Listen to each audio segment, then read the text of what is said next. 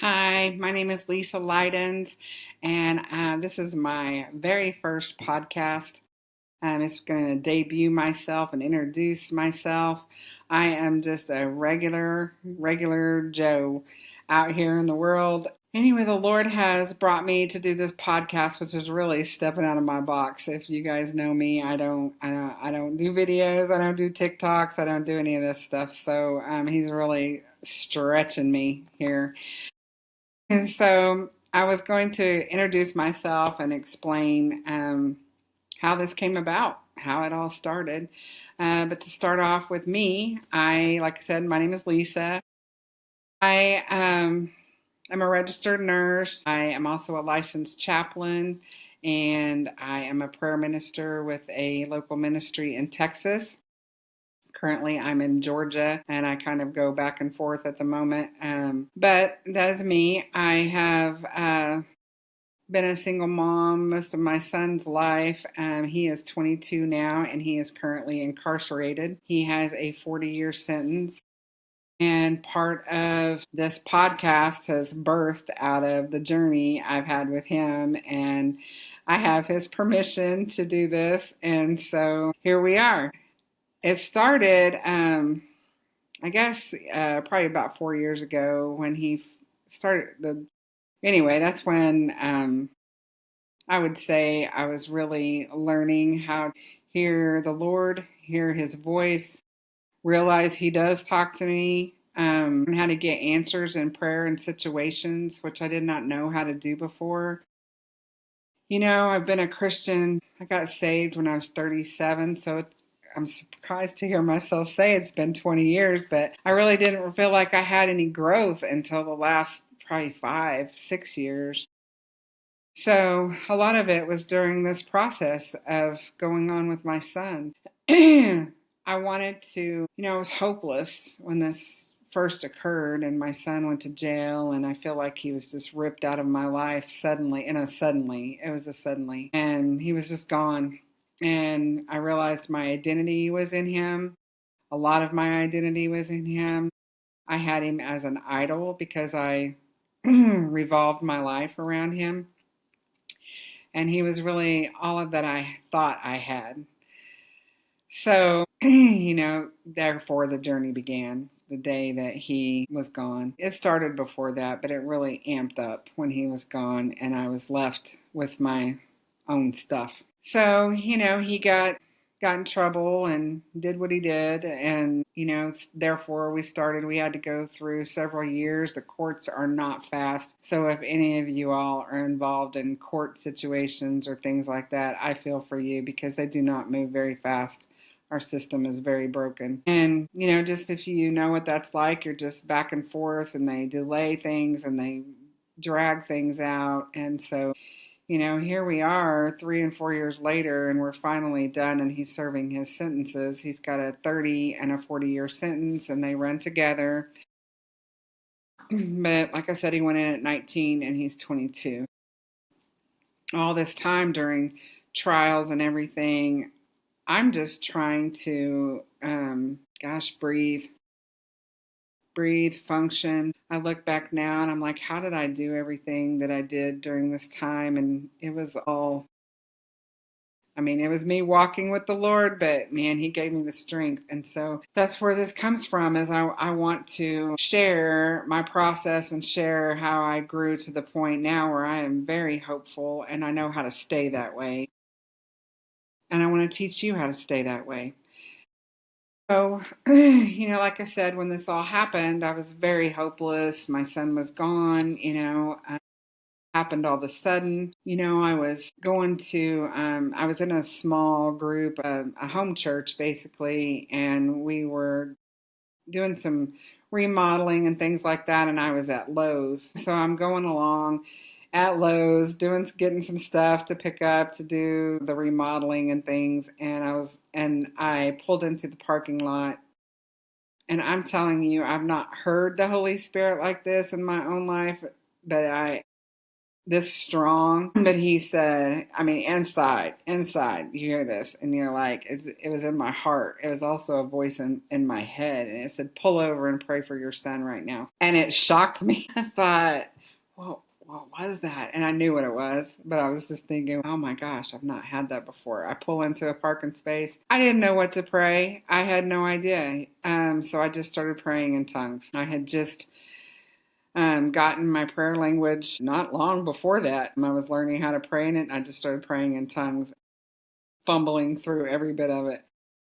So I did that. I don't even know how long I did it. Anyway, so I do it, and then I'm thinking, okay, well, this is just crazy. And so I pull off and head back to the building, get into the building. I'm in there. My friends are in there. They're going to go get some food. And I get a phone call from an unknown number. And I do not answer phone calls from unknown numbers, never do. So I just ignored it. And then got another phone call from an unknown number. And I thought, man, I probably need to answer this because somebody called me right back, and it was my son. And he was frantic, screaming, just frantic. And he tells me that he shot someone. Wow. So we had our conversation, and, I'm not going to go into the conversation, but at the end of the conversation, he said, tell me that you love me. And I thought, why would he say that? Tell me that. And I guess he just thought that I wasn't going to love him anymore. I still do. I always will. So therefore, the nightmare begins. And that was, but looking back and going through that, I'm just so grateful for the Holy Spirit, and so grateful that I could hear. And so if you cannot hear from the Holy Spirit and you do not hear from Jesus, I pray that you get someone to teach you how. The church, unfortunately, does not teach. Some churches probably do. I think maybe it's getting to be more of a thing. But when I was going to church and I was starting, got saved and started going to church, they don't really teach that. And so I would encourage you to find someone to teach you how to hear from Jesus so that you can get answers, because really it saved my life.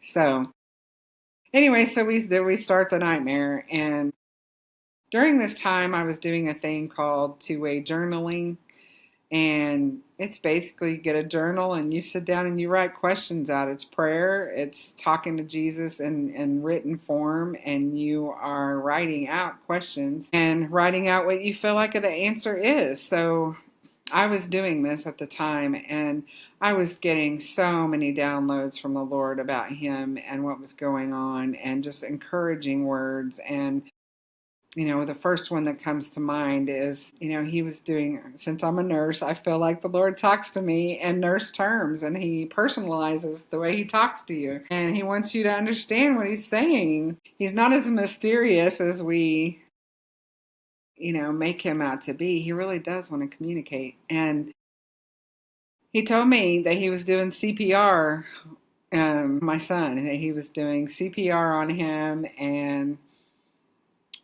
the heavenly version was being revived, which at the time, my son I knew he was going down a wrong path. I was doing everything I could to try to intervene, whether it was military, whatever it could have been. I was trying it, and I was desperate, and I knew that he was just not in a good place, and our relationship was not in a good place. He didn't want to talk to me, hear from me, or anything. So there we are. So we're now having to get lawyers, do all kinds of things, and the expense of it all was overwhelming. It's just me. Like I said, I raised him on my own. We did not have family. My parents were gone. I was single. We didn't have aunts, uncles, cousins, grandma, grandpa. It was just us. And so my friends would help out, but most of the time everything was on me, and I was proud to take it all on myself until I let Jesus in. Anyway, as we go through this whole process, I'm also, attending this small church I told you about, and we're all learning how to hear from Jesus and pray and do inner healing, and we're doing deliverance, we're doing all these things, and thank God for all of them. They were such a support to me during this time and loved us, me and my son, through the whole thing. without any judgment. And I had such a good group of people around me. So thank God for them. And we had gone to a freedom conference. Some friends of mine went to this freedom conference, and it was in Texas, and it was in an area that no one knew me, no one knew our story, no one knew anything. And it was so nice just to be away from anybody that could possibly know anything that was going on with me at the time. So I felt like I could sort of breathe, and just get out of town and be gone for 3 days. So it was a Friday, Saturday, Sunday, and this church had decided that they were going to pray over all the people that were registered for the conference, and they were going to come up with prophetic words for the people that were there. So, the whole conference has gone on Friday, Saturday, here it is Sunday. I still don't have anything. And I'm like, what happened to my person? Where'd they go? Where I didn't get a prophecy, and all these people are getting all these great words, and I just really, really wanted one, and I had already gotten in my head that I had been left out.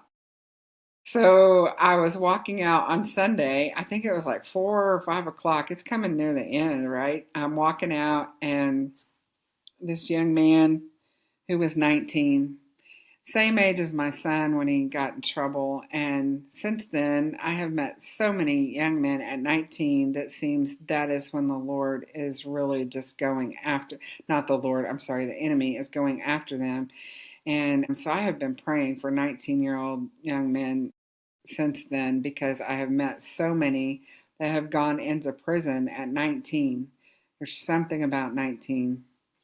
Anyway, so this young man comes and he's like, "Oh my gosh, are you Lisa Lydens?" We had on badges, name tags on a lanyard, and I said, "Yeah." And he came up and he's like, "Oh," he said, I've been praying since you registered, and I had written down this prophecy for you, and I'm just learning this, and you probably don't even have a son, do you?" The minute he said that, I just was about to tackle this kid for this card because I wanted to see what it had to say. And he didn't want to give it to me. Anyway, so I get the card after much effort. I get the card, and I literally almost fell down. Y'all, this card, I was like, this is God. Man, I'm telling you, it just grew my faith so much in this one moment to get this card. It's about my son. It said, "Your son is going to come home. Don't stop praying. You have not been abandoned." That was straight from the Lord. I felt like I had been abandoned. I felt like, I didn't have any family. Now my son is gone. There's no one. And I was hopeless. And man, I got that card, and I mean, it changed everything. It's on my refrigerator. It's still on my refrigerator. It's staying on my refrigerator until my son comes home. And then it will probably keep it forever. Anyway, so I went into full agreement with that prophecy. And I'm like, all right, I haven't been abandoned. All right, don't stop praying. It gave me instruction. It also told me the Lord sees me. He sees me. He's got his eyes on me. He knows what's going on. He's trying to give me words of hope to get myself out of this pit. And y'all, so I just pray for a word like that from you, where the Lord just comes in and he sees you. Something happens to let you know he sees you, because that was amazing.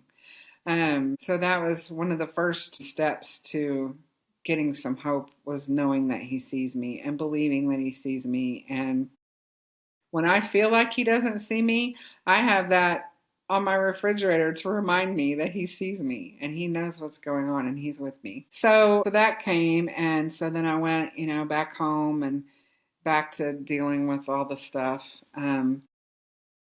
Anyway, well, somewhere in this, I can't even tell you exactly what date or what was going on. I just remember processing this.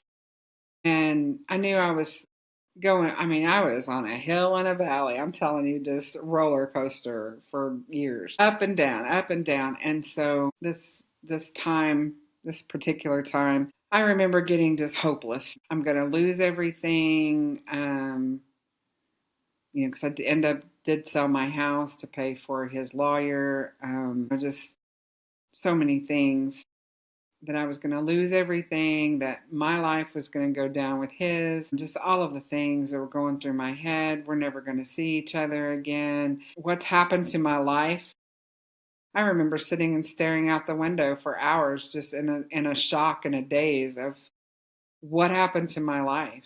Anyway, so I was in one of these times and doing my two-way journaling, and I hear the Lord say, where did you lose your hope? And I was like, where did you lose it? What do you like sometimes he says stuff and I'm just like, what do you mean, Lord? Like, why would you ask me something like, what do you, and he's talking about hope like it's a tangible thing, like I could just grab it and keep it. And he's like, well, it's you lost it. It's like a set of keys, like, and I could picture in my head, this picture of me just losing my keys, and I thought, like a set of keys. What do you mean? And he's like, you left it somewhere. What do you do when you lose your keys? And I was thinking, well, you backtrack your steps and you go try to find out where you left your keys. You go look on the table, or you go, did I leave them in the car? Are they in the bottom of my purse, which is where they usually are? And I think they're not. And so anyway, I was like, all right, so Lord, I'll backtrack my steps. Y'all, I can't hardly remember what I ate for breakfast or what I did yesterday, let alone backtrack my steps in a life event with all this stress. So I'm little by little backtracking my steps of, what did I do yesterday? What did I do? Where is it at? Is it here? I don't know what I'm looking for. I have no idea what I'm looking for. So I'm like, all right, I guess I'll recognize it, Lord, when I see it. So I backtrack my steps with the Lord, with Jesus. I'm like, all right, is it there? Nope. What'd you do before that? Nope. Is it there? Nope. Get back to the date that I was in the courthouse, and they were just spewing out all kinds of ugly stuff, calling him names, and I'm getting looks like I'm just the horrible mom, and this is all my fault, and I didn't raise him well, and what kind of mother raises a son like this? All of those things. And I'm in this, and I could see myself. The Lord gave me a vision of myself. I saw myself walking down out to go out of the courtroom, and there on the floor is this ball of light. It was a ball of light. It was a ball of light, and it just fell off of me and landed in the floor, and I kept walking. And he said, there it is. And I was like, oh. He said, that's when you gave up all hope and you just left it all right there and walked out. And I hadn't had any hope since then. So he's like, pick it back up. So, I'm, got this vision going in my head, and it's just like a dream, but you're awake. And so I'm having this vision, and I picked those up, and I said, okay. And I can't say that I picked them up and all of a sudden everything was right, because it wasn't. But I picked it up, and I knew then, though, that he had taught me it is a tangible thing. It is something I have to hang on to. This is important. I can't live without it. I can't be without it. I can't get through this situation without it. Can't move forward. Can't take steps forward. Can't be of any use to anyone else if I don't pick this up. So I knew it was important, and I got that much out of it. And then later, he was talking to me about things I was doing that were taking away my hope. There was, I was watching something one day. Can't even really remember what I was watching. I think it was a prison show, and it wasn't a good one. But since my son has gotten in trouble, I watch a lot of things about prison, or I'll watch documentaries, or I'll watch YouTube videos, and no telling what I was watching. I don't remember exactly what I was watching that day, but I heard the Lord in my spirit say, you can't afford this. You can't afford this. And I thought, what does that mean? You can't afford this. And immediately I just kind of knew it was like a budget. When you don't have the money to go get something, you can't afford it. So, if I got $100, I can't go on a 5-day vacation. I can't afford it. So he's like, you can't afford to watch this show. Well, I don't get it. And this didn't happen in just one sitting. It was like kind of through processing and prayer and journaling and working this out with the Lord. Like, what do you mean? um, y'all, and don't be afraid of asking Jesus, what on earth do you mean? I have really found out that he loves questions. So, and he loves to answer. Sometimes he doesn't, and sometimes you're going to get the, soon, and that's funny, sort of. But anyway, so I processed this all out with him, and the bottom line is it is a budget, and there are things that you can do that you cannot afford to do, and there are things that you can afford and that fill up your budget. So I was picturing it like a bucket, a hope bucket, and it was full of water. And I would do certain things, watch horrible prison shows. There would go a bunch of water sloshing out of my bucket, and it would be half full, half empty, however you want to say. So there goes water sloshing out of my bucket. I was like, oh, the light bulb came on, and but then I wanted to sit and I wanted to watch this show. So now I have a choice. Do I want to continue watching this show? And you're going to feel like crap. You're going to feel like crap. You're going to be hopeless. You're going to probably have dreams about it, whatever. You're going to be in a funk. Or do you want to just turn it off and do something that fills up the hope bucket and put stuff back into it? Well, I cannot say that, I'm kind of stubborn sometimes. So I can't say that I learned that right away, but now I know. Now I know. And I learned the hard way that, if I don't give up the things that I was doing that take away out of my hope bucket, I'm going to end up with no water in my bucket. And so that's happened many times over and over. And I finally learned, okay, I don't want to do that anymore. So for whatever is going on with you in your life, that's you've got somebody that's in prison, family member, or you have an illness, or you have a medical issue, or financial issue, whatever it is, you need hope. And ask the Lord, how do I manage my hope bucket, my budget? How do I manage it? What am I doing that is taking things out of my hope bucket? What is sloshing all that water over to the side unnecessarily and wastefully?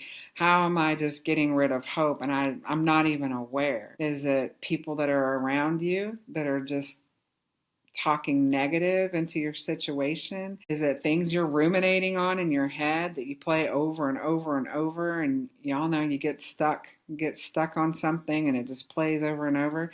Is that it? And you're just entertaining the same thought over and over again? Is it shows that you were watching? Is it Facebook groups you were in? I will tell you, he told me to limit what I'm doing in this faith. I'm in all these prison groups now, and I cannot afford to go to this one Facebook group that is, where he is. I can't afford to go in there sometimes. I can't afford to go into the general Texas prison Facebook group, because people will post horrible things that have happened to people in there. They will post what they think about the wardens and the guards and da da da da da, and they'll just rant and rave in there, and I can't afford to go in there. I cannot afford it. I've gone in there when he first went into prison. I was in there because I felt like I had to be in the know. What is going on in the area? What is going on at this specific prison? Because he's moved around several times. What's going on at this one? What does this one say? Is this the most violent prison in Texas? Is it the best prison in Texas? What is it like? Do they, I mean, I tell you, I have looked up everything. Are there rats in there? All of this. Oh my gosh. Then when summer came, and they have no air conditioning, and just everything that is in there, people dying from heat exhaustion, all of that. I went down all of that. I'm telling you, if I could look at one post, I might as well pick up my hope bucket, turn it over, and just leave it upside down, because there was just no way anything was ever going to get put back in that bucket if I was going down that road. And that's what I was doing. And that's what I was doing the whole time when he first went in there. So whatever is going on in your situation, like I said, there may be something where you've just completely turned your hope bucket over and nothing can get in because it's upside down. So ask the Lord, how can I flip this bucket over and how can I keep it filled up? Because the only way you're going to move forward and the only way that you're going to feel good and be able to overflow to everyone. I mean, I have a desire that I want to overflow with hope to people so that when they hear me or they talk to me, they're like, how on earth did she do this? Because it's Jesus. I want them to see that, okay, take what I have learned and save yourself some trouble.